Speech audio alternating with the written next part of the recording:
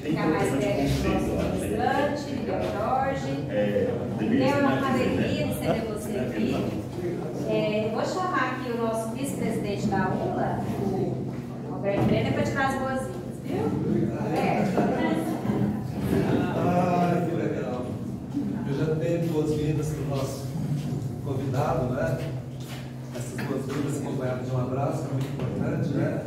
E dizer que a ULA está 22 anos na estrada, né? Nós estamos se envolvendo, correndo atrás de uma coisa, de outra. E esses sábados estão ficando assim, os sábados estão ficando cada vez mais interessante. E também pessoas aqui comentar com a gente, conversar, dialogar. Isso é rico, isso aumenta o fluxo, né, da nossa cultura. O Miguel hoje é uma pessoa conhecidíssima no mundo inteiro, uma pessoa já consagrada, e aqui conosco nesse sábado gostoso, bacana, né? Então eu quero agradecer por muita presença dele, de vocês também, né? E dizer que nós temos outros momentos aqui na ULA. A ULA está 22 anos na estrada, União Literária Napolina, né? E temos outros momentos dos projetos, né? Momentos das coisas que a gente mesmo vai acontecendo aqui na ULA, projetos de escola, projetos de didático pedagógico, projetos de universidades, né? Então tudo isso acontece. Então eu fico muito feliz, né, de estar aqui hoje, parabenizando todo mundo e dizer para o Miguel, nosso grande amigo, que nós teremos horas bastante interessantes, né, bastante reservadas para o nosso vídeo, para o nosso futuro. Obrigado, professor. Muito obrigado.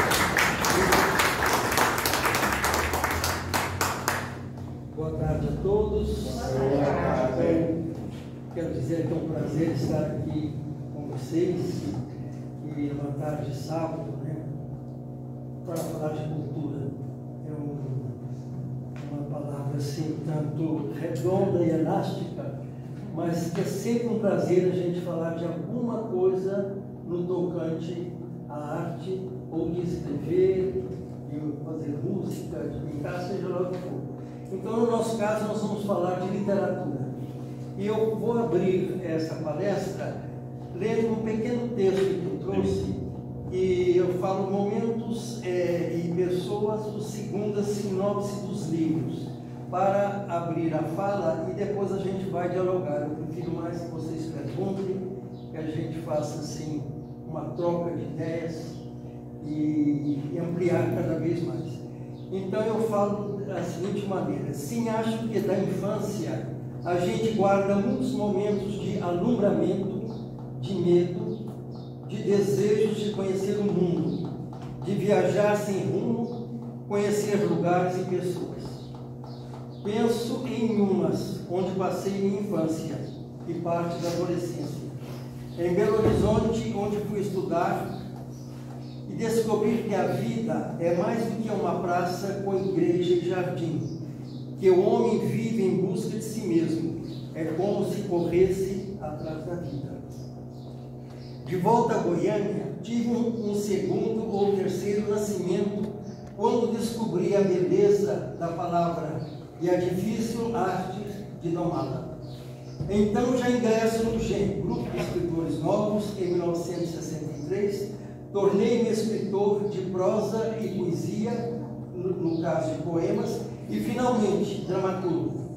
Outro momento importante foi quando fiz a noite de autógrafos do meu primeiro livro, Antes do Túnel, contos, no dia 2 de dezembro de 1967, no Bazar Oió, e recebi elogios da crítica especializada.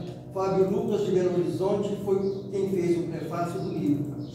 Depois vieram suceder de escrituras entre contos, poemas, romances, alguns prêmios significativos, como o prêmio da ABCA, Associação Brasileira de Críticos de Arte, para o romance Veias e Vinhos. Recebi o prêmio no Teatro Municipal de São Paulo, apinhado de gente. Veias e Vinhos foi considerado o melhor romance lançado no ano de 1982.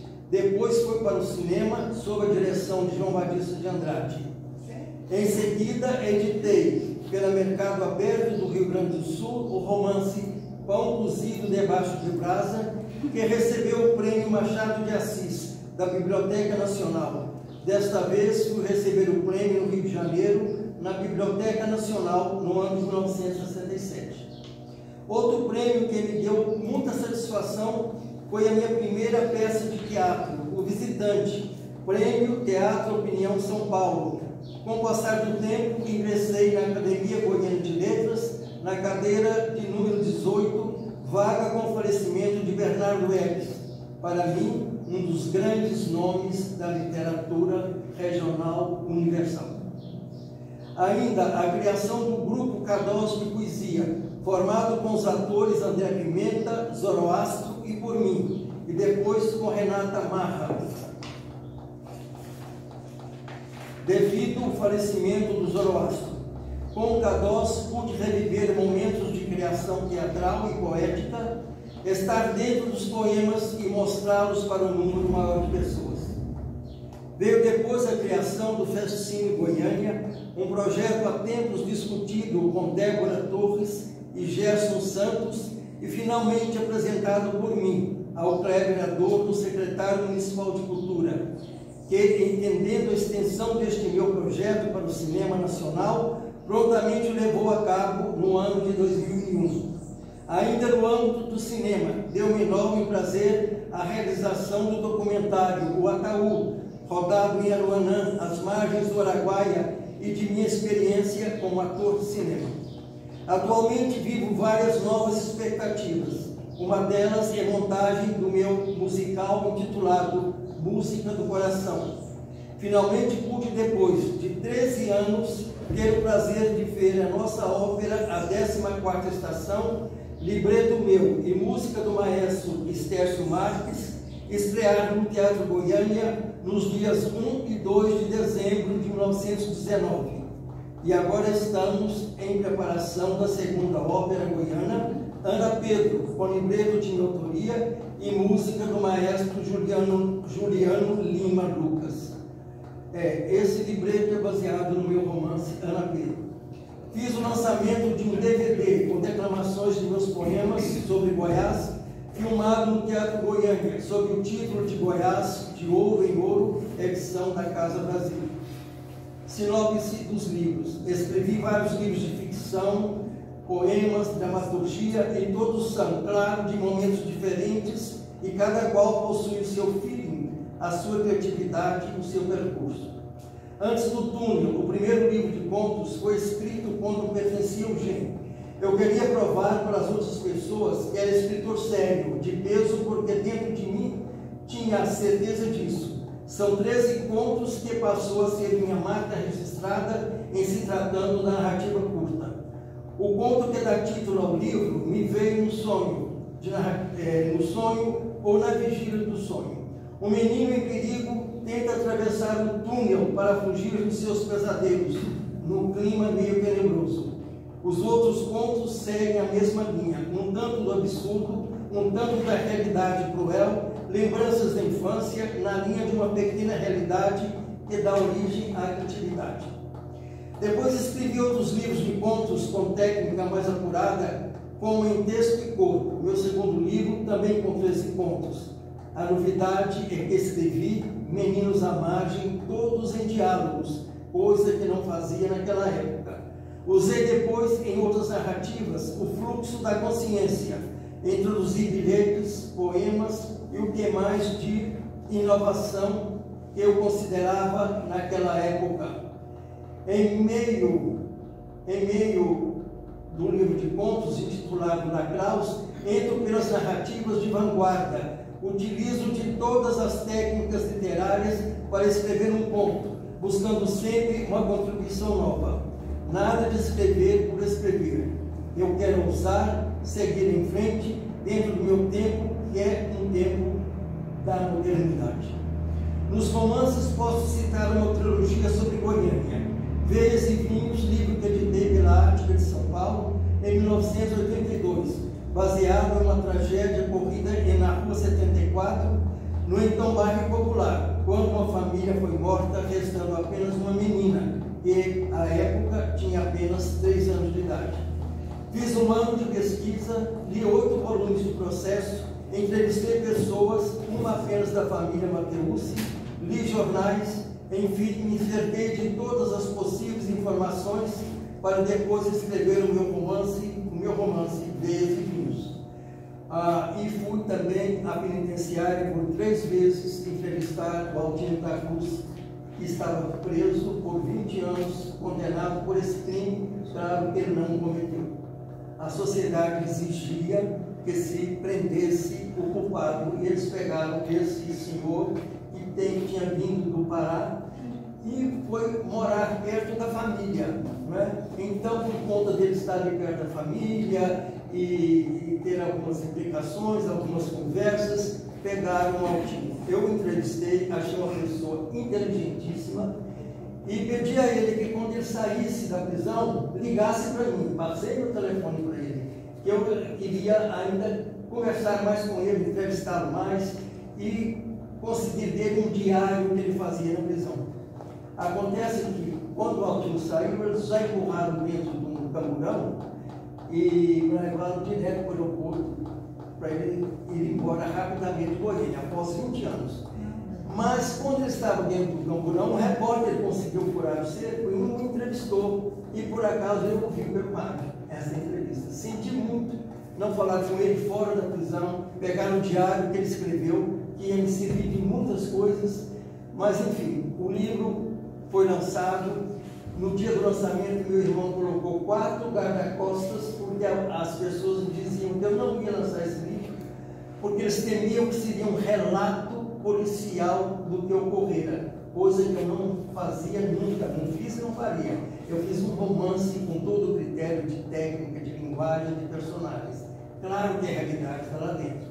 E eu gostaria que um dia o Odemir pegasse o filme Vinhos e Vinhos e passasse aqui para vocês.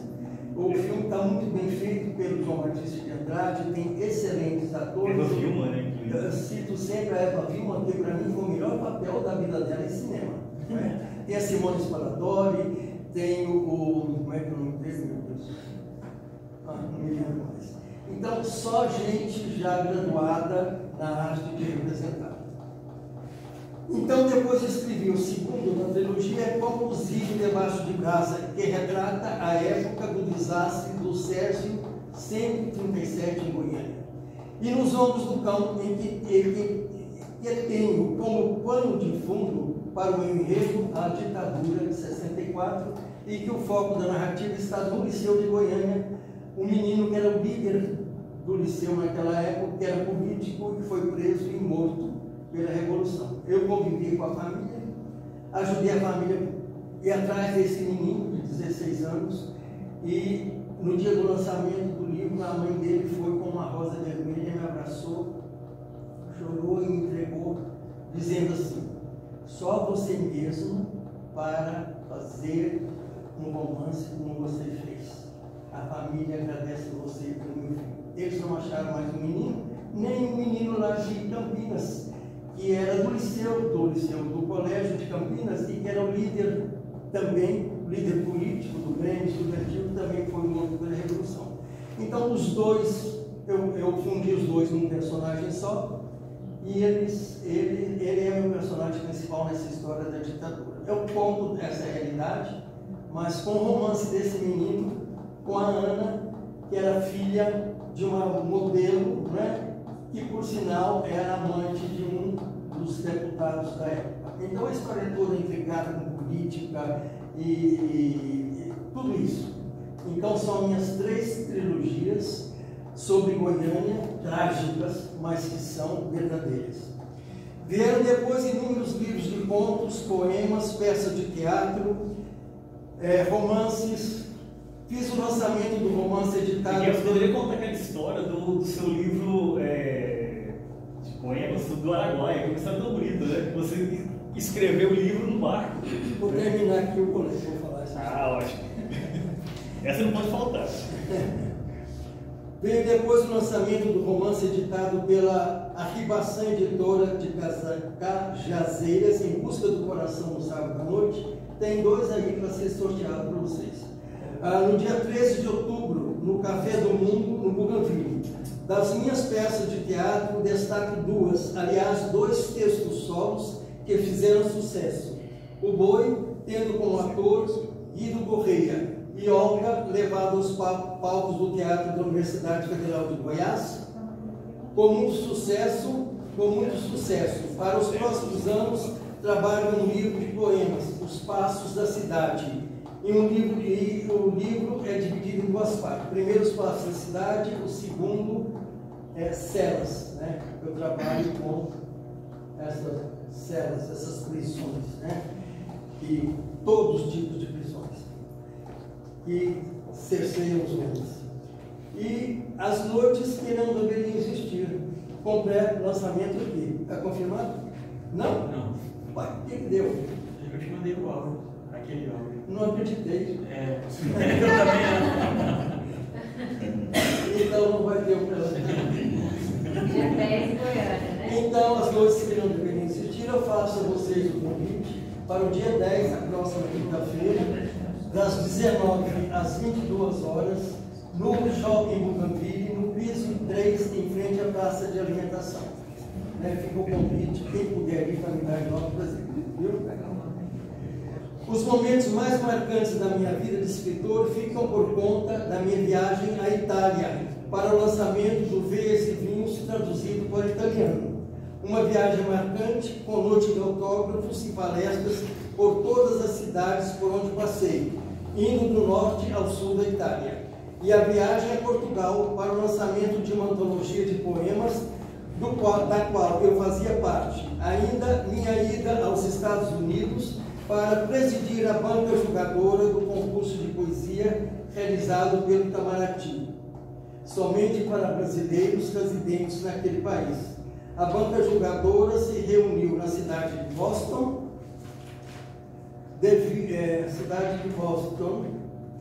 o que mais?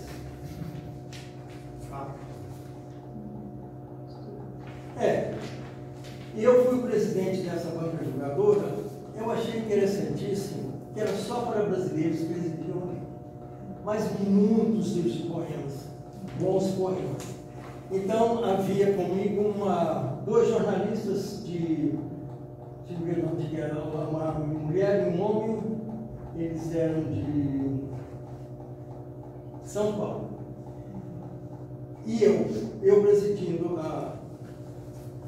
o grupo. Então nós selecionamos uns 10 livros excelentes e dessa seleção nós premiamos uma mulher que é brasileira, não sei qual é a cidade dela, eu me lembro das palavras dela que me emocionaram muito na hora que ela pegou o livro, o prêmio, ela falou assim: eu trabalhei 10 anos limpando privadas de americano para escrever esse livro. E agradeço muito por isso, essa premiação. Foi assim uma ovação espetacular. E eu guardei essa frase porque me emocionei muito com ela, porque você veja como é o poeta, né? O desejo do poeta de fazer seus poemas. Ela lavando privados de americanos, recebendo lá os seus dólares para ter um dinheirinho para escrever o seu livro. Então essa pequena trajetória que eu fiz para vocês, para dar uma abertura, agora eu vou falar do livro, uma abertura à nossa palestra, e vou falar do livro sobre o Araguaia. Miguel, fala um pouquinho do... Oi? Fala um pouquinho do nosso livro também, do... Tá, das noites. depois eu falo, vou falar. Então, a gente frequentava o Araguaia, era um grupo pequeno, uns 10 escritores, né? Nós nos reunimos nas praias do Araguaia, montávamos aquelas barracas, aquelas coisas. E eu sempre queria escrever sobre o Araguaia, mas eu via tanta beleza no Araguaia, mas não achava o começo, o meio, o fim, o início, as palavras, para fazer os poemas sobre o Araguaia. Então, quando foi depois a gente já estar viajar, com ida e volta umas 10 vezes no Araguaia, a gente estava numa barca pequena, sabe como é que é, né? Matura, roupas, panela, tudo. A barquinha fazendo assim, eu falei, nossa senhora, peraí, tinha uma mochila lá com um caderno. Eu falei, gente, não conhece comigo, não, está nascendo um poema aqui, você está louco, você vai derrubar a gente aí, a gente vai morrer, todo mundo afogado, canoa virando. Eu tinha um caderno, uma caneta, lá no fundo do saco de roupas, achei, comecei a escrever. Não é livro, escrevi um livro inteirinho nesse caderno.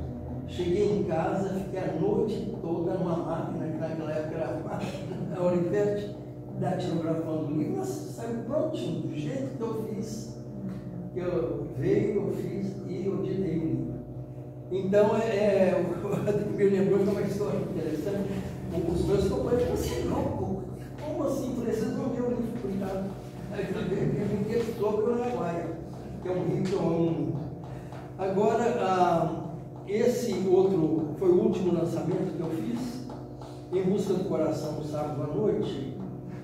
É o meu primeiro romance passado em Goiânia e que eu me identifico como escritor. E é dentro de uma técnica muito moderna que eu uso de paisagem para escrever cada capítulo. Eu falo assim: paisagem, um corpo e veias da cidade, o esvoaçar dos ventos em que se quer árvore, flores, as mais pequenas, acariciadas de sol e tecidas de lua. Então é o primeiro capítulo. Então vocês podem perceber que tem muito de poesia dentro desse livro. O meu personagem principal são dois pintores, né? São dois pintores que buscam crescer dentro da própria carreira de pintor, uma coisa difícil de se vencer. E do pai e mãe, né? As contradições, as contras-regras, isso não pode, você vai ser um médico, um advogado, pintor não é coisa que você dá dinheiro, então tem toda uma política, uma discussão sobre isso. Então eu posso dizer que como vocês viram no primeiro título do capítulo, eu trabalho com os personagens por dentro. Não me importa muito por fora o físico, mas eu quero lá os sentimentos, ficar se passando dentro, que está buscando, sabe? O sentimento de amor, de raiva, de ódio, enfim, isso aí. Então, esse livro aqui, que vai ser sorteado também, Natal de Poemas, são poemas para o Natal. E é bilíngue, tem português e espanhol. Eu vou ler apenas, para vocês terem ideia, eu vou pegar aqui a esmo, um poema e vou ler para vocês. Em português, por favor. Português. Os Santos Anjos, para você em português. Neste Natal, outras chaves abrirão novas portas, no momento em que renascem tantas preces. Santos anjos avivarem a luz nas estrebarias. O menino fechou os olhos, dos céus escorriam abstratas luzes, ou sempre um sonho que voltava talvez para iluminar seu futuro.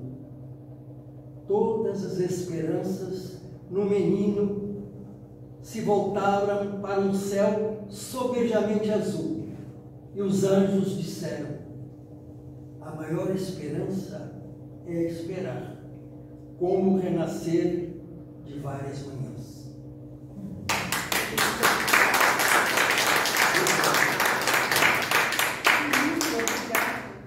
Esse outro são poemas também, as 7 regras do jogo. E eu estava pensando, Ademir, como é que eu fiz esse livro de poemas? A Ademir me perguntou no caminho se eu tinha um planejamento, um mapa, um desenho, nada. Quando eu começo a escrever um romance, eu não sei para onde eu vou e não sei qual é o final. O final vem com o desenrolar da história, com o tempo. 2. Também? Então. Não sei seguir. Não. Isso. Para esse livro de 7 regras do jogo, também não sei. Sempre perguntar agora como é que nasceu esse livro, eu falo, não sei. Eu tinha um título, As 7 regras do jogo.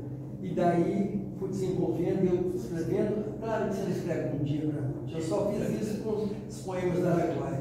Esses aqui são trabalhados, retrabalhados, reescritos, lidos, investigados, né? Era preciso um clamor, o cerrar das cortinas, o interminável preço de se viver conturbado.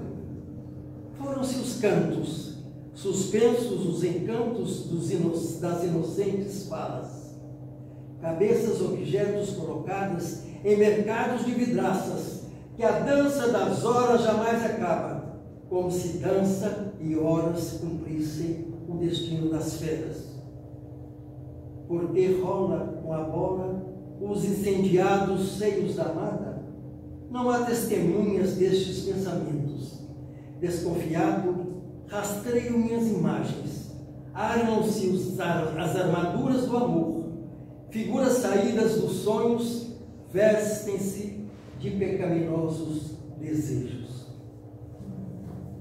Também vocês vão receber isso aqui. Quem for sorteado, eu trouxe 2. Esse aqui, a fuga das personagens, são contos. São contos, cada conto é baseado no desejo. Eu pesquisei vários livros dentro da psicanálise sobre o desejo para escrever esses 13 contos. Agora, para meu espanto, eu achei um livro sobre desejo. São artigos de cada um psicanalista, vários artigos de vários psicanalistas. Claro que eles se viram, mas eu queria mais a fundo. Por que o desejo? Por que você quer isso, você não quer aquilo? Por que você ama essa pessoa, odeia aquela? Eu quero saber de onde vem, e ninguém fala. Nenhum livro fala, nem o psicanalista tem uma resposta exata, como não tem, porque a gente não sabe que movimento passa por dentro do corpo da gente, da alma da gente, do espírito da gente, né? Às vezes você se promete cada dia ser melhor do que outro dia e não acontece. Às vezes você já tem raiva de uma coisa, raiva de outra, né? Então, isso me interessa muito. Eu fiz esse estudo, está dentro da psicanálise, e a capa sempre é do Deck, é o meu parceiro, e a ilustração também é dele. Então, eu vou sortear, trouxe um só, alguém vai ficar com ele.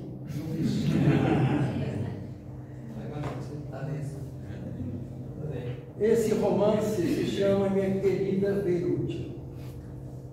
O Ademir me perguntou sobre esse tijolo, né? Você tem um tijolo. Não, Harry Potter. Eu quero ser um dia republica isso aqui para ver se faz sucesso, que ainda não fez. O Ademir me perguntou por que esse livro. Eu morava em Minas, né? A minha cidade era pequenininha, as pessoas daqui de Anápolis, minhas parentes, primas, tios, iam visitar a gente e falavam, vocês moram numa cidade muito pequena, Anápolis é muito melhor, isso aqui é de fato, né? E umas continua pequena, não. Mas era a minha cidade onde eu fui criado, onde eu passei a infância e começo da adolescência. E na minha rua, que é a rua Dr. Mário Caiado, só tinha árvore, descendentes vindos do Líbano, vindos em porões de navios, né? Fugidos da guerra. E cada um construiu lá a sua lojinha, né? Secos e molhados, de tecidos, enfim. Cada um conseguia sobreviver com a lojinha e criar família, geralmente muitos filhos, né? Então eu pensei um dia, falei, eu preciso de fazer alguma coisa dentro da minha literatura, de um romance, sobre essas pessoas, esses imigrantes árabes aportados em Minas. Né? E claro, que aí vai um pedaço de mim, uma parcela da minha família, vai junto. Não é que meus livros sejam autobiográficos, jamais. Mas um pouco do escritor vai no que você escreve. Né? Disse um grande escritor que todo livro é autobiográfico. É parcela da sua biografia ou da sua convivência, seja com a família, seja com os amigos, enfim. Então, eu fiquei muito feliz de escrever esse livro. Peguei essa realidade desses árabes que foram morar em Minas e daí eu criei, né? Vários personagens foram entrando, até uma cabra entra aqui. A cabra Norinha. Eu dei voz a ela participa como um personagem. Bom, são esses que eu trouxe. Tem muitos mais, mas o David falou, uns 5, eu trouxe 6. E para vocês. Agora, alguém me perguntou alguma coisa? Foi sobre o livro. Esse livro de contos que vai ser lançado se chama As Noites que Não Deveriam Existir. Também tem muito corte da psicanálise dentro dos meus personagens. Faço um corte assim vertical não me interessa a sua figura externa, mas me interessa o corte que eu vejo lá dentro, a alma dessa pessoa. Então, cada conto, eu escrevi na pandemia, não tem nada de pandemia dentro dos meus contos. Não usei a pandemia porque eu fiquei isolado 2 anos dentro de casa, sozinho com meu cachorro. Eu falei, vou escrever. Aí eu escrevi 3 livros. Então, Foi bom. o primeiro já está, o primeiro que vai ser editado agora. Então, são personagens que eu gosto de colocar estranhamento, dar uma coisa além do comum, um estranhamento novo, uma técnica nova e buscar o absurdo, né? Buscar assim o surreal. Todos os contos estão dentro dessa linha. Não sei se o Tiago leu todo o livro, se ele leu alguns contos, né?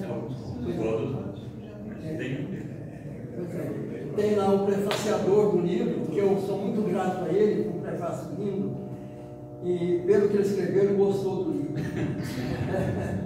Então, esse vai ser lançado, é a minha novidade do momento. Falei muito. Eu estou à disposição para as perguntas. Podem perguntar, vocês vão falar também, porque fica chato só o escritor ficar falando. Podem perguntar, sei que aqui todos escrevem.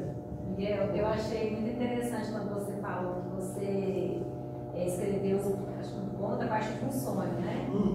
E que você também, às vezes você não sabe como vai terminar a sua história, você sabe só o começo.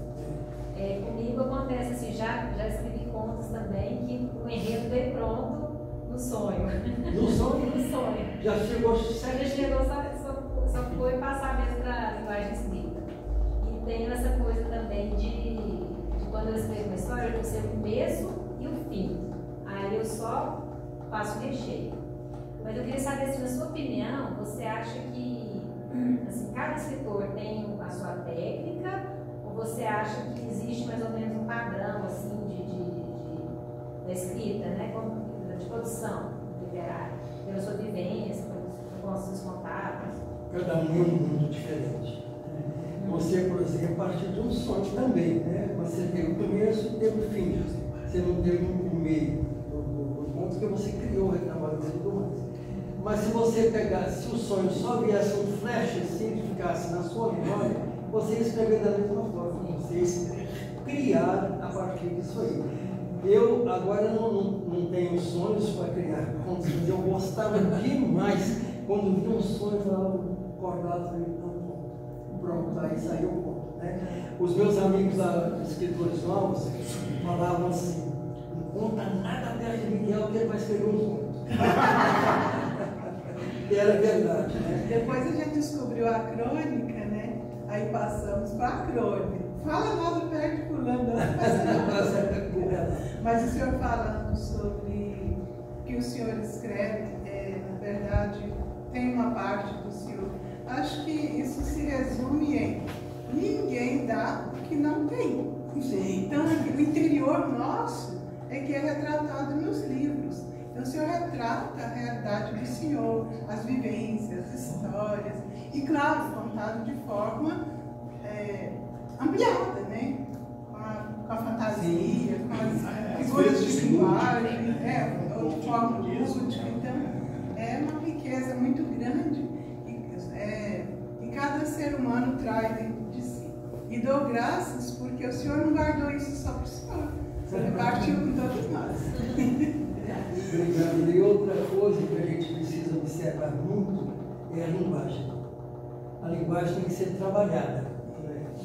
Se a pessoa quiser usar uma linguagem coloquial, se estiver fazendo um contato, vamos dizer assim, meio, princípio e fim, que é o conto tradicional, ele pode usar uma linguagem simples. Né? Se for um conto regional, de usos e costumes goianos e tal, você vai usar a linguagem que se usa lá no mato, numa cidade pequena, no interior e tal, né? Uma linguagem mais coloquial. Agora, no meu caso, eu trabalho a linguagem. Eu posso colocar poemas no meio do conto, do romance, teatro, cinema. Pego essas técnicas todas e coloco dentro do romance. Nem por isso ele deixa de ser romance para ser outra coisa. realmente romance. Agora, a técnica é uma técnica bem moderna, avançada, que no meu caso eu gosto de trabalhar com estranhamento, coisa para frente, para cima, coisa que sai do comum, né? Então, todos esses livros e contos e poemas, vocês vão achar um pouco disso aí. Miguel, uma pergunta. Você é um dos pioneiros da literatura moderna em Goiás, né? Um gênio e tudo mais. Você acha que houve um avanço na linguagem do que se chama hoje de literatura contemporânea? Porque me parece que não necessariamente, né? Que esse período que se chama de moderno, cronologicamente, já avançou muito, né? O que você acha? Avançou. Quando a gente estava trabalhando no grupo de escritores novos, nós começamos a trabalhar a partir da semana de 22 para frente, pegando as vanguardas, o que tinha de mais moderno a gente pegava. Inclusive, pegamos Ulisses, né? E do Jean Joyce, está tudo ali dentro, né? As vanguardas, monólogo do interior, que eu trabalho muito também, gosto muito do monólogo do interior. Está tudo ali dentro. Então, como a gente lia e discutia em grupo, o que leu, né, fazia o relato para nas nossas reuniões de quintas-feiras, a gente debatia aquilo. Então, avançou muito. Por exemplo, a gente avançou com a poesia Praxis, que foi criada pelo Mário Chami, de São Paulo. Se tornou um grande amigo, porque quando nós o convidamos para vir a Goiânia, ele se hospedou na minha casa. Ficou hospedado com a gente, uma pessoa inteligentíssima, e nós passamos a estudar com ele o poema Praxis. E ele deu uma palestra para nós, para o grupo de escritores novos, sobre a poema. Qual é a base estética do poema Praxis? É assim, as coisas principais. Você tem, não um campo em preto, né, que é do poema Processo, mas você tem o campo em branco, e você tem principal nele é a pesquisa de campo. Você, por exemplo, vai escrever sobre, sei lá, sobre uma favela. Você vai lá, pesquisar na favela, em loco, anotar como fala, a linguagem, a paisagem, tudo isso. Você anota tudo aqui, depois, a partir daí, que você faz seu poema. Por isso que a ideia de praxis é poesia, é teoria e prática. Teoria e prática, é. Depois veio o poema Processo, né, que é a palavra em manchete. Né? Eu não trouxe um livro, porque eu tenho poemas com poema concreto, dos irmãos Campos. Você tem o campo em preto, o espaço em branco, mas principalmente a linguagem de jornal, de manchete. Né? Eu fiz uma vez um poema assim, concreto. Primeiro que eu fiz, chave, chave, chave, ave. O que significa isso? O que significa chave, ave? Claro, tem a liberdade, a chave tranca é ave, parte boca, é a liberdade. Então são palavras que você joga com essas palavras e tem um significado. Tem muitos que não tem significado nenhum, né? Mas é um poema concreto. Né? Agora, o poema Praxis tem todo um projeto de pesquisa, que é muito interessante. Né? Depois veio os irmãos Dias Pino, que escreveram, lançaram o poema Processo, que é uma nova vanguarda da vanguarda. O que era o poema Processo? Eram signos, né? Ninguém entendia nada, porque era signos, você tinha que decifrar, buscar e tudo, feito com signos aqui, decorar. Então era bonito de se ver na página, mas você não tinha uma significação. Né? Na praxis você tem, no poema concreto você tem, mas no poema Processo você não tem. Era uma coisa que trabalhava com signos. Você tem muitas linguagens na arte, teatro, cinema, literatura, né? Você seria capaz de se definir em uma frase ou talvez em uma palavra? Definir a mim? Inquietação. A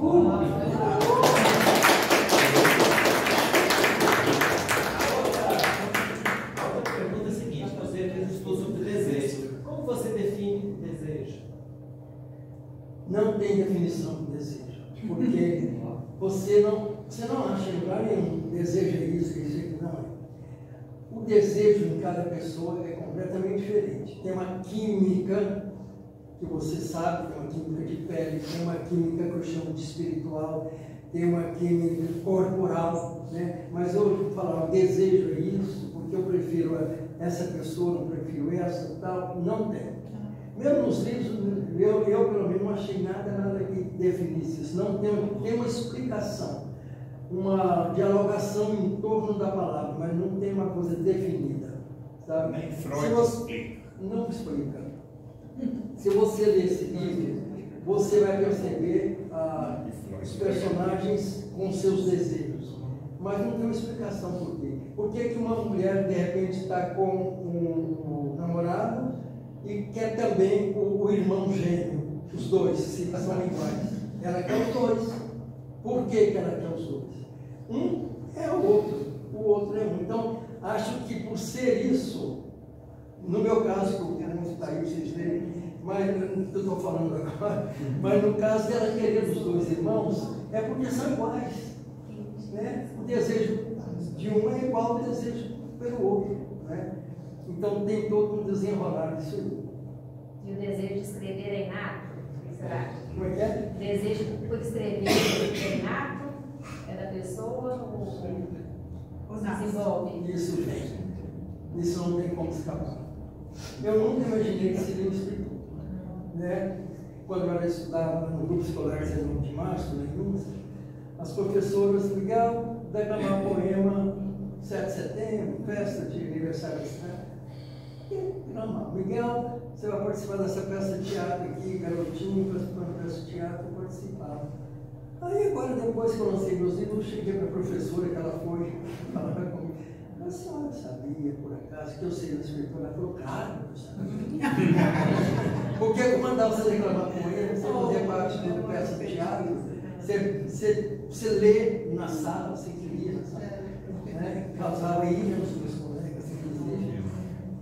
Mas ela percebeu que eu não percebi, sabe? E que talvez a minha mãe tenha percebido, porque ela me dava poemas para ler.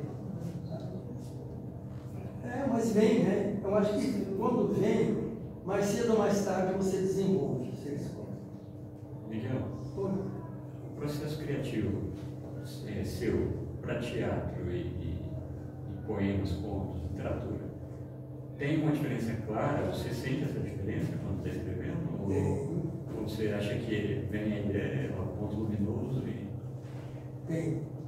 O teatro, você tem que trabalhar com espaço, onde fica o cenário, o palco, o cenário.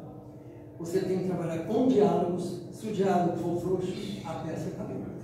Tem que tem que ter uma agilidade de diálogo. Se você não for bom no diálogo, pode desistir. Né? E você pode trabalhar com monólogo. Né? Aquele bifão, que, por exemplo, eu trabalhei numa peça que se chama Esperando Godot. Eu estava na farmácia, eu tinha uma farmácia com meu pai, eu tinha acabado de formar em farmácia. Aí chegou um senhor lá do Rio Grande do Sul e ele era o secretário de Cultura lá de Goiânia. Eu ainda não mexia com cultura, com nada, umas coisas esparsas. Ele olhou para mim e falou assim, você vai trabalhar em teatro comigo? Eu falei, você está falando comigo? Você vai trabalhar em teatro? Eu estou trabalhando aqui dia e noite, dando plantões. Você vai trabalhar em teatro, você vai hoje fazer o teste comigo à noite. No teatro, que à época eu chamava de Teatro de Emergência, que ficava no fundo do Jockey Club de Goiânia, que foi, depois de 10 anos, infelizmente, demoliram esse teatro, porque era um contrato só de 10 anos no fundo do Jockey Club de Goiânia.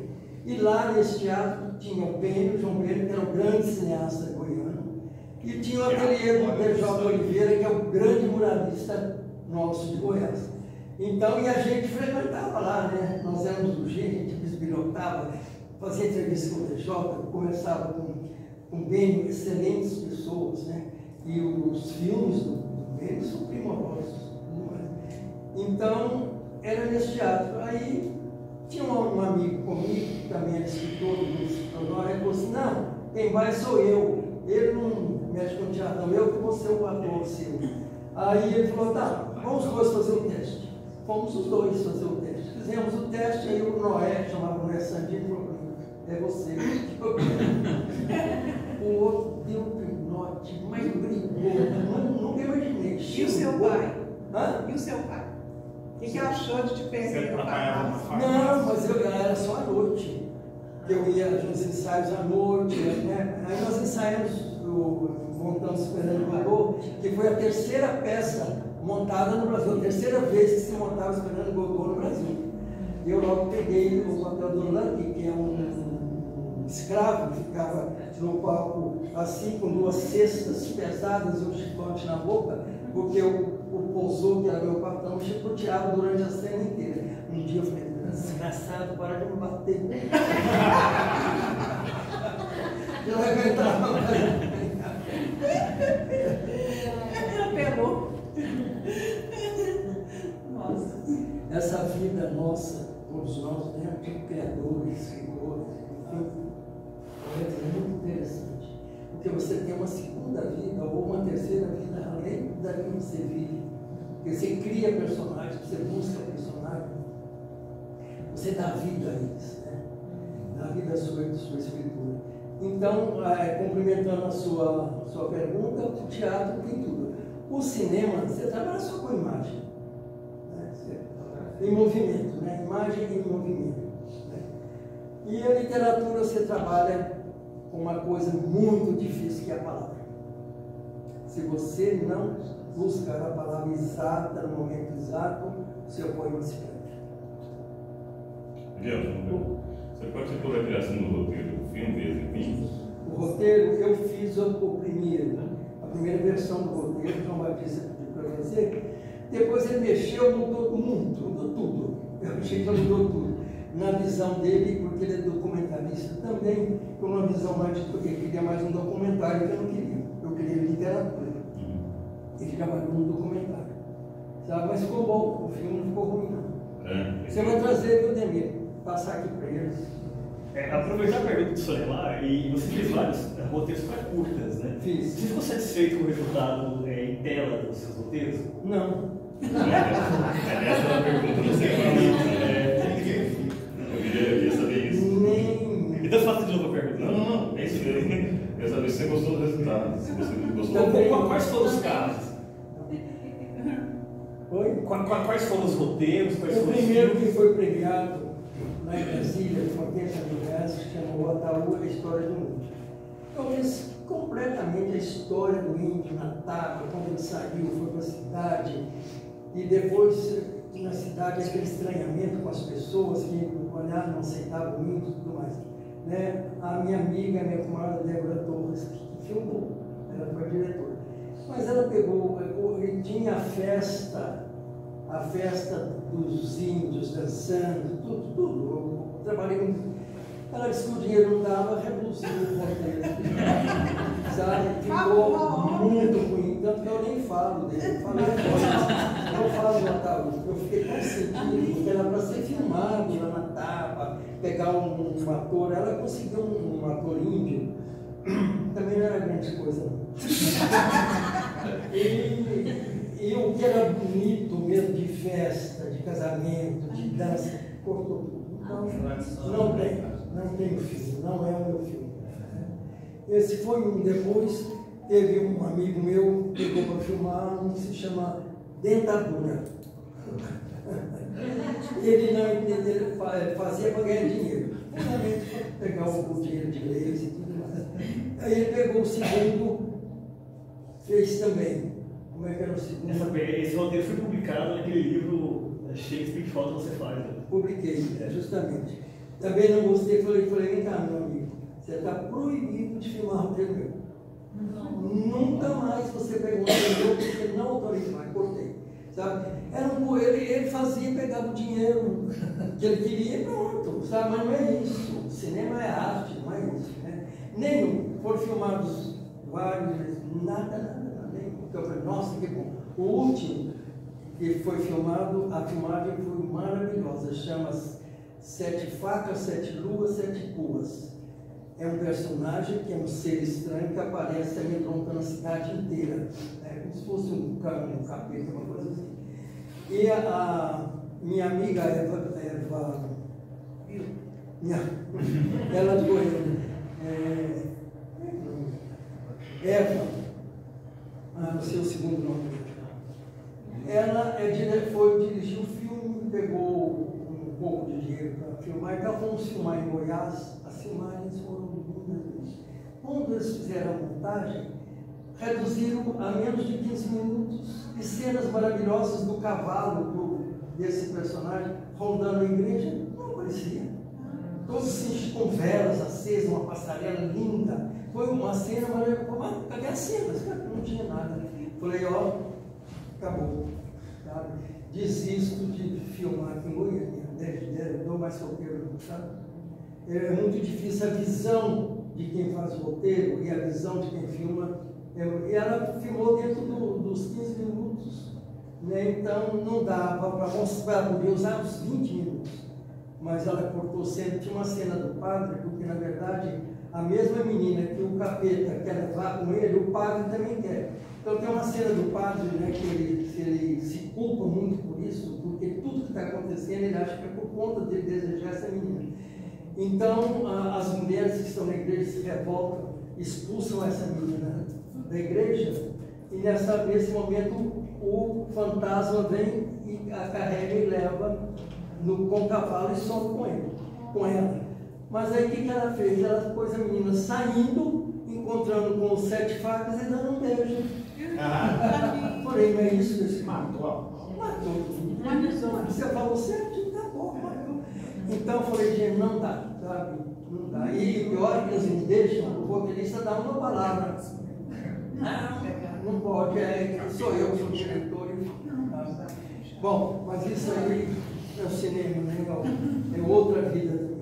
Mas nesse mesmo elemento do audiovisual, você fez um DVD, uma série de declamações, que até lançou numa edição muito bonita, né, de capa de ouro e tal. Como foi essa experiência? Como declamador e sendo filmado? Olha, foi uma experiência maravilhosa. Você gostou de você mesmo? Gostei. Nós filmamos o Teatro Goiânia à noite. A menina que filmou, acabou que morreu agora de Covid, infelizmente, mas muito boa, muito boa. Eles não acreditavam, a equipe que foi filmar não acreditava em mim declamar um livro dele. Não, eu vi que eles estavam fazendo uma coisa assim, por obrigação, para conseguir o contrato, ganhar o dinheiro e tal. Aí eu cheguei no Teatro Goiânia, olhei tudo aqui do lado, tinha corda pendurada, tinha escada, tinha tamborete, tinha mesa. Eu falei, vou usar tudo, não vai ficar nada. Eu coloquei na escada e declamei um poema em cima da escada, subindo e descendo a escada. Quando eu declamei o primeiro poema, eu vi que mudou tudo. Mas muitos se agilizaram e já fizeram marcação de palco, mas ficou excelente o trabalho da equipe de filmagem, a direção dela, que foi minha também, porque eu fiz todo o cenário, fiz vestimenta, tudo eu fiz, sabe? Foi uma experiência muito bonita e o final é um livro bonito chamado De Ouro em Ouro, a capa toda dourada, está dentro de uma outra capa dura, um invólucro. Do lado de cá tem 20 gravuras do grande Roosevelt, que faleceu há pouco tempo. E do outro lado tem o DVD comigo declamando os poemas. Né? Então ficou uma edição bonita, de luxo, muito, que eu guardo com muito carinho, sabe? Tem poucos exemplares em casa e eu guardo isso com muito carinho. Como seria possível o Giovanni falando que é meu também? Tem, no meu YouTube, é Miguel Jorge Escritor, você tem tudo isso. Tem o filme, tem a declamação, tem um beijo, tudo tem para lá. O livro, o Miguel acho que ele me deu e eu já tinha, que eu tive no lançamento e tudo mais. Na semana que vem, na oficina do Baiano, eu vou trazer para sortear, então. Acho que é uma boa. Traz para nós. Sim, sim, pode ser. Uma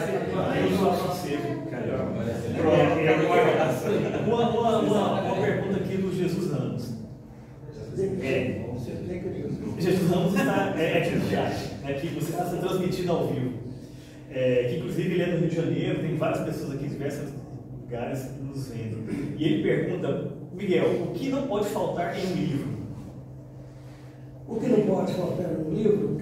Uma boa linguagem, e uma boa técnica de desenvolvimento, tanto faz no poema, como de conto, como no romance. O conto é muito difícil. As pessoas acham, vou escrever um conto. Não é fácil, porque você precisa ter, primeiro, o início do conto e o final do conto, que é o mais difícil, é colocar um ponto final no conto. Que as pessoas escrevem uma crônica, fiz um conto, não fez. Cadê o seu personagem principal? Porque no conto tem um personagem principal, os outros gravitam em torno desse personagem. E você tem que trabalhar com esse personagem e com os outros que são secundários. E na hora de colocar um ponto final, você tem que saber. Se você não souber, você faz um relato, você faz um capítulo de romance, você faz uma crônica, você não faz um ponto. E o romance, ele são vários núcleos e todos os personagens são importantíssimos. Até o que não aparece é importante. Todos são importantes. A diferença do conto para o romance, né? E claro, isso que as números de página, o conto é sintético, o romance você trabalha com uma geografia enorme, você viaja, você volta. É muito bom escrever romance, muito bom. Você tem um espaço enorme para percorrer. E a capa? Hã? A capa, o senhor acha que o nome do livro ele influencia na pessoa abrir ele para eu entender? Muito. Por exemplo, se uma pessoa pega aqui, essa capa do tempo, que é um livro de capa dura, e deixa eu ver se eu acho uma ilustração dele. Ele é ilustrado? Todo ilustrado. Que lindo! Tão lindo. E Os títulos do Miguel são melhores. então, se a pessoa pega um livro aqui, ele fala, mas que título interessante, nem entender o que pode ser isso, né? Então, a gente nunca pega assim, né? Quem pega assim é quem não sabe. Beirute é o nome da cidade ou Da é o nome de cidade. uma mulher? Da cidade. Aí você pega, cara, eu vou ler aqui para ver o que diz esse livro. O título aqui chama Punhal como Metáfora. Quem escreveu isso aqui? Quem escreveu foi o Rogério Santana, que é o professor da Universidade Federal de Goiás. Então você fala, eu vou ler um pouquinho isso aqui. Minha querida Beirute, sexto romance de Miguel Jorge, alterna em boa parte de sua narrativa sofrimento por um acontecimento inexplicável e memória dilacerada de um Líbano em guerra. Me interessou, o Líbano em guerra. As memórias desse personagem. Então é muito importante. A capa tem que ser bonita. Olha essa capa aqui. A fuga da personagem. A cadeira vazia, que a personagem, esse ponto, a personagem sai do ponto, briga com o autor, não aceita que ele, como ele escreveu no ponto, e vai viver uma vida particular, toda bonita, toda cheia de baladas e coisas do caso. Então ele procurando para sua personagem. Não teve alguma influência do Pirandello? Não. O Pirandello não influenciou em nada. O Pirandello pode até ter usado o seu, né? Eu lembrei dos 6 personagens em busca do autor.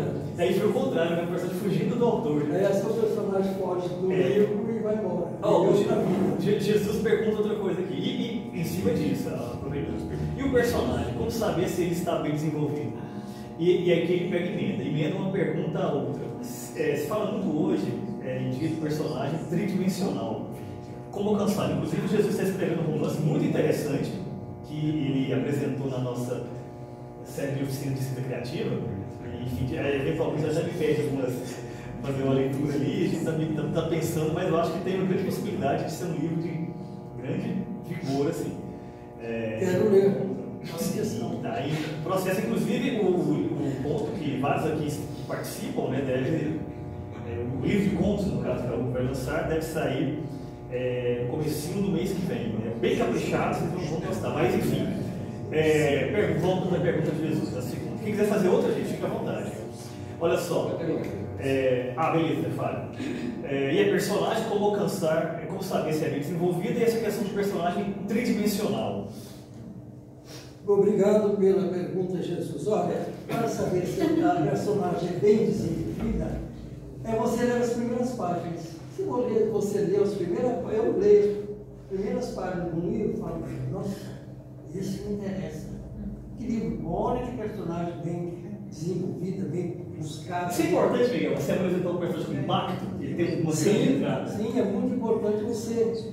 Na primeira frase do Minha Querida Amiga, tinha um impacto danado. Né? O Monsalém acorda com um punhal atravessado na garganta. Que é mais impacto do que isso, a pessoa vai que loucura. Já começa o livro assim, é um impacto doce, sabe? Então, um coisa importante. Um coisa importante. Essa foi a primeira pergunta dele. Agora, a tridimensionalidade é como se fosse um cubismo.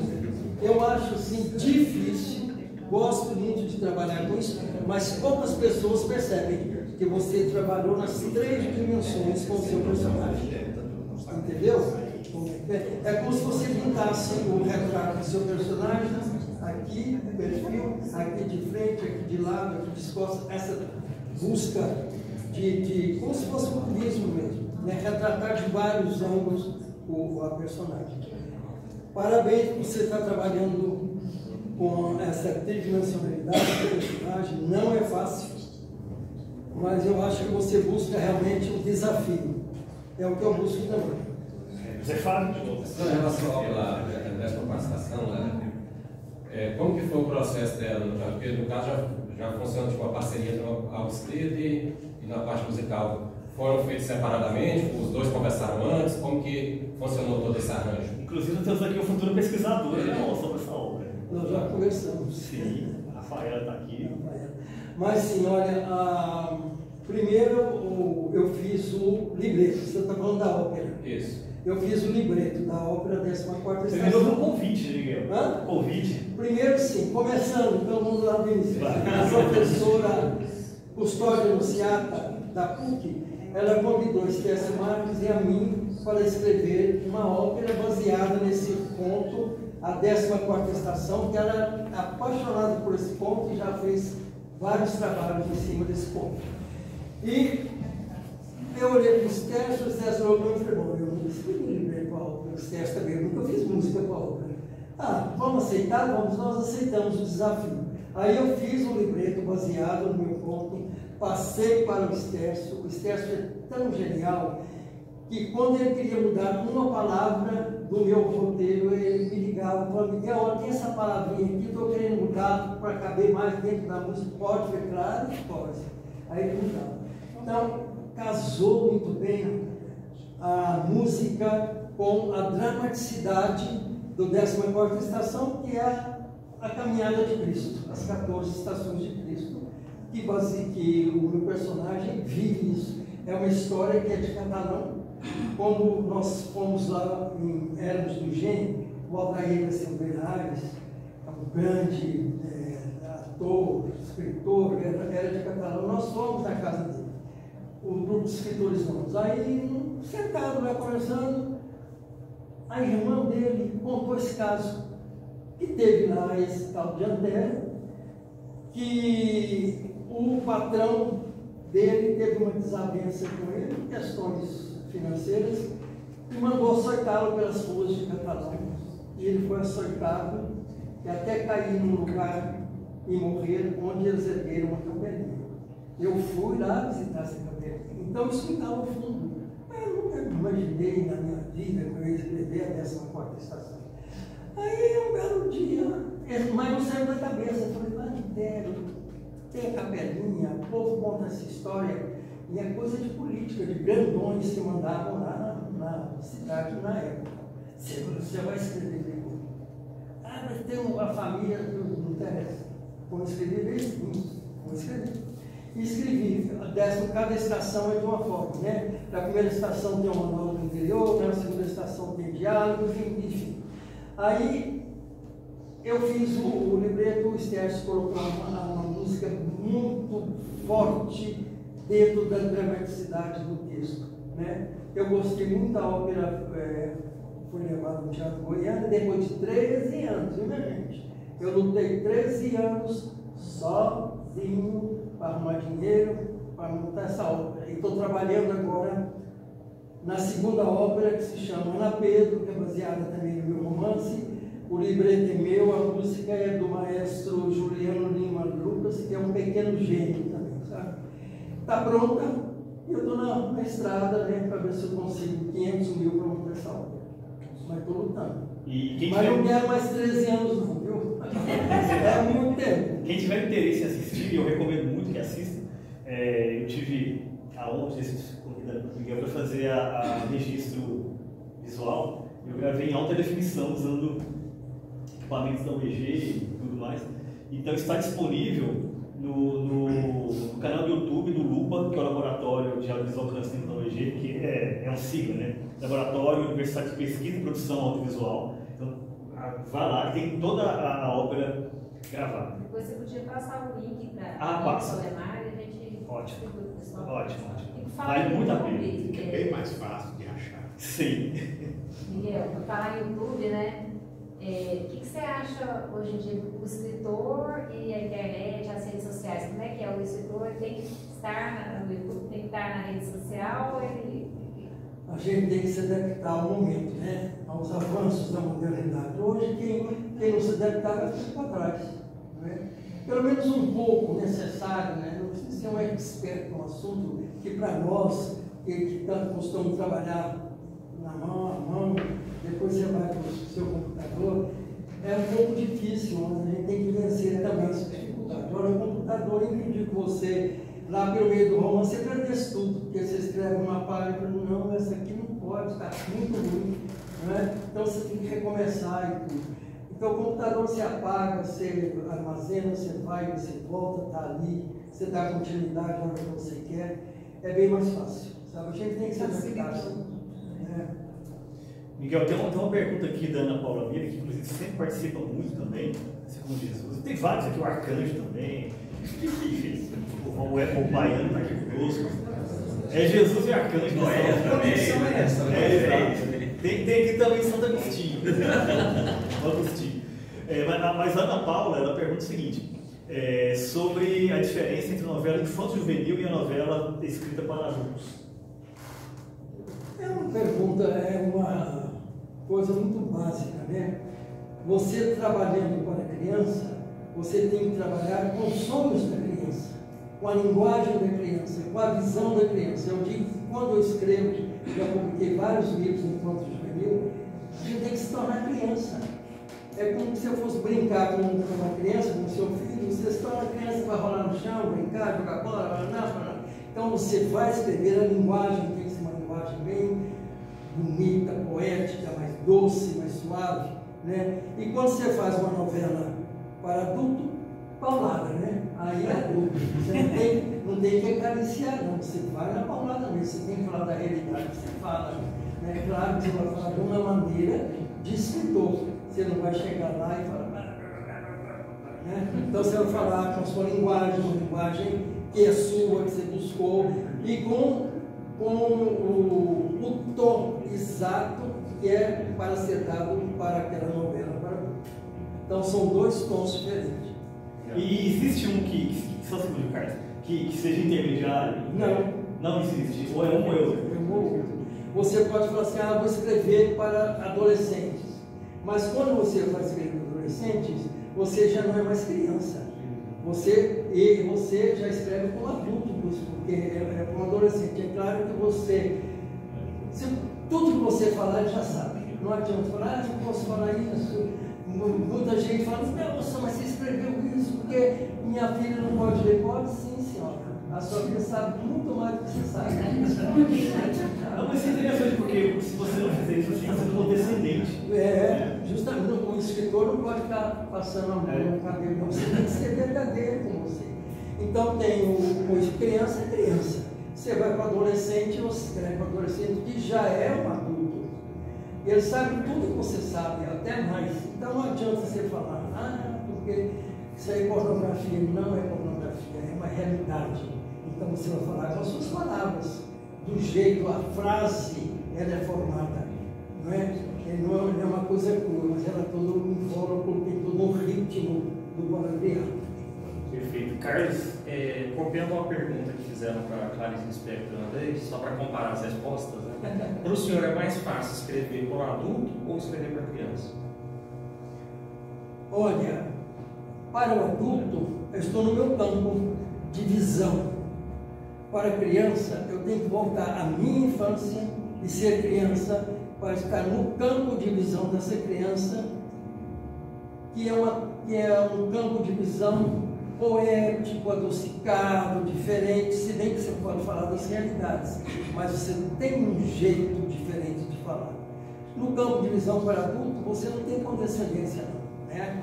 A criança você fala com poesia, você fala com jogos, com brinquedos, com a imaginação, com criação de céu, de estrelas, de sonhos, né? E com o adulto você fala no resto do chão, talvez. Uma pergunta aí. É vontade, Chiquinho. A gente vê que na Europa já está se desenvolvendo uma literatura LGBT para crianças, desde o início da fase escolar. Como você enxerga isso aqui para você pessoalmente no Brasil? As possibilidades dessa literatura aqui? Eu sou contra. Por quê? Porque eu acho que as descobertas elas vão vir com o tempo, não você entregar para a criança. Pronto, né? É isso, é aquilo. Você tira o sonho da criança, você tira a realidade que a criança tira, porque o sexo para a criança é uma coisa muito importante e é uma coisa diária. A criança está sentindo, mas ela não sabe. Em que fase você acha que deveria entrar essa literatura? Eu acho que a própria pessoa, depois que chegar a uma certa idade, ele busca.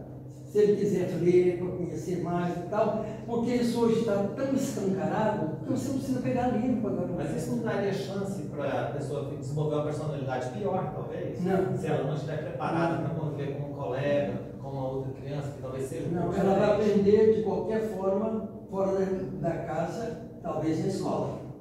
Né? Agora, pegar um livro escrito, para essa menina, a criança ver aquilo, já passa para o outro, já passa para o outro, entendeu? E já passa para o outro e aquilo fica, vai rodando aquilo, sabe? E deixa de ser um ensinamento para se tornar uma curiosidade. Porque às vezes a criança nem está pensando nisso, nem sabe disso, mas você joga para ela um livro que conta o que é isso, o que é aquilo, qual é o comportamento, isso. Outra coisa, a gente não pode discriminar, por exemplo, o menino tem que ser azul, a menina tem que ser rosa. Bobagem isso. Cor não define sexo. Isso é muita bobagem. Mas ajuda. É uma coisa imposta, né? É uma coisa imposta. Você fala assim, não, você não pode usar rosa. O menino fala, mas por que eu não posso? Não, porque é para menina.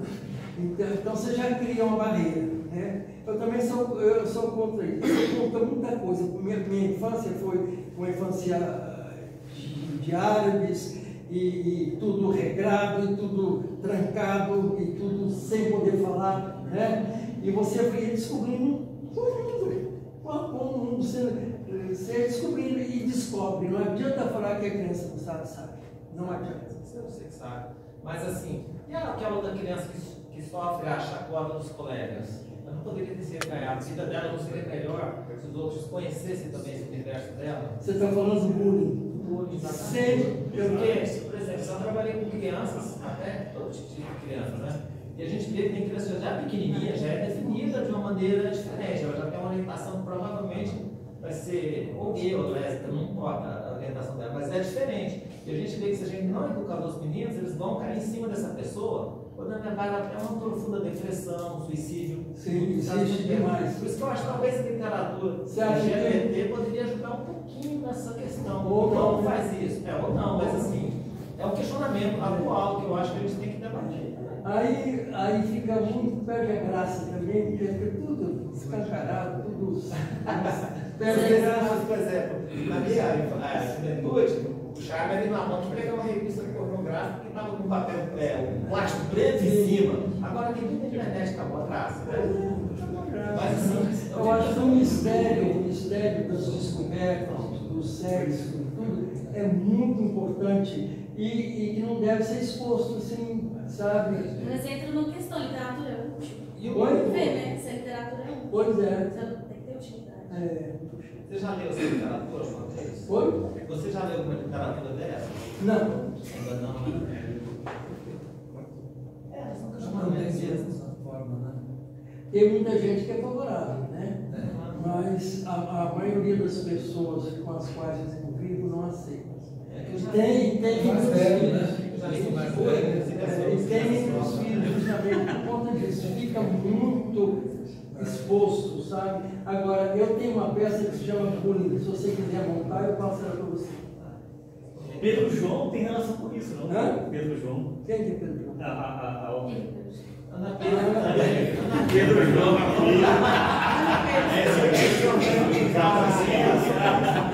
Ana Pedro tem, porque é a menina que vai passar para o menino para gravar. Isso. Mas legal também. Mas assim, eu também tenho um questionamento seguinte: se fosse mudar tanta criança, não existiria nenhum gay no mundo, porque toda a orientação que a criança recebe na escola é hétero. E mesmo assim as pessoas continuam surgindo gays e lésbicas. Então quer dizer que a educação não dá conta de fazer isso. Entendeu? Isso. Então o livro não iria mudar aquela pessoa hétero para ser gay. Não existe gay. Não estou nem falando nessa questão, estou falando na questão de você tirar o mistério da coisa, das descobertas. Porque se você entrega isso para a criança, vai ficar igual você falou, é uma carne de vaca, né? Todo mundo sabe que é do interesse e tal. A descoberta, como nós descobrimos, todos nós, que é muito interessante. É um outro mundo que você tem curiosidade de buscar. Era só para ver o Maravilha. Olha só, a Ilusa, muito obrigado. A Ilusa, ela participa também. Pergunta aqui: o que fazer quando temos a impressão de que a obra morreu no final? Quantas vezes escrevemos a história perfeita, mas no final fica fraco? Normalmente eu jogo na gaveta. Não faça isso, como é que é o nome dela? Ilusa, essa moça simpática. Não faça isso, refaz o final. Você há de achar o final que você quer. Refaça uma vez, 2, 10, 20 vezes. Pronto, achei. Né? Isso é muito Deixa espaço para o leitor. Eu fazia muito isso quando o professor dava uma história para o aluno e, como era para ensinar a escrever, não era para se tornar escritor, mas para entender o texto, eu falava, reescreva este texto e no final, dê o seu final. Nossa, isso aí, sua resposta foi ótima. Que coisa boa, porque você está fazendo com que eles criem a partir do texto, criar outros subtextos, né? Muito bom. Miguel, mas para falar em gaveta, tem, assim, já tem mais de um escritor falar que é importante a gente amadurecer o texto da gente, né? Escrever, deixar um tempo ali na gaveta, depois a gente vai vendo os defeitos e fazendo as correções e tal. Você também acha importante deixar o texto amadurecer? Eu chamo de esfriar. Deixa o texto esfriar na gaveta, depois você volta, faz uma outra leitura, aí você pode ampliar, cortar, modificar, sabe? Aí você tem uma outra visão. É bom deixar esfriar na gaveta por um tempo. 40 anos, olha. Não, vamos deixar por 2. Me deixou 40 anos. 40 anos. Mas saiu. Meu primeiro romance. Foi um parto difícil, né? Foi. Nem cesárea deu certo. Bom, gente, eu estou à disposição de vocês, se tiver mais alguma pergunta. Eu só gostei de uma coisa assim que eu queria mais esclarecimento, porque o senhor falou tão bem dos árabes e tudo que o senhor conhece. Aí agora, no momento eu estava conversando com o Giovanni, o senhor falou da sua infância e a sua descendência libanesa, certo? Nós aqui também tínhamos aqui tem uma pessoa, não, João Asmar, que agora está fora da saudade ali, ó. João Asmar, ele é. Sabe que é meu primo, né? É sério. Sério. Então é isso. José Asmar. Ele também, José Asmar até foi da academia. Cadeira de quem agora? Foi da academia. Acho que era da Zildinha. Deve ser José Asmar, o irmão dele, que era jornalista. Tem as irmãs Anilza e a Dilma. Pois é, ele também tem o livro dele, até aqui, dos árabes no sertão, né? Onde ele conta isso, dá até umas receitas, um quibe, umas coisas boas, árabe, né? Então é importante isso e essa cultura rica, né, que o árabe tem, né, tem mil anos de histórias, né? Desde lá das 1001 noites, né? Então a gente vê que realmente é um conteúdo quando há uma ideia, um romance que tem um conhecimento do árabe, né? Vamos dizer assim, oriental. Vamos falar porque dizer oriental, né?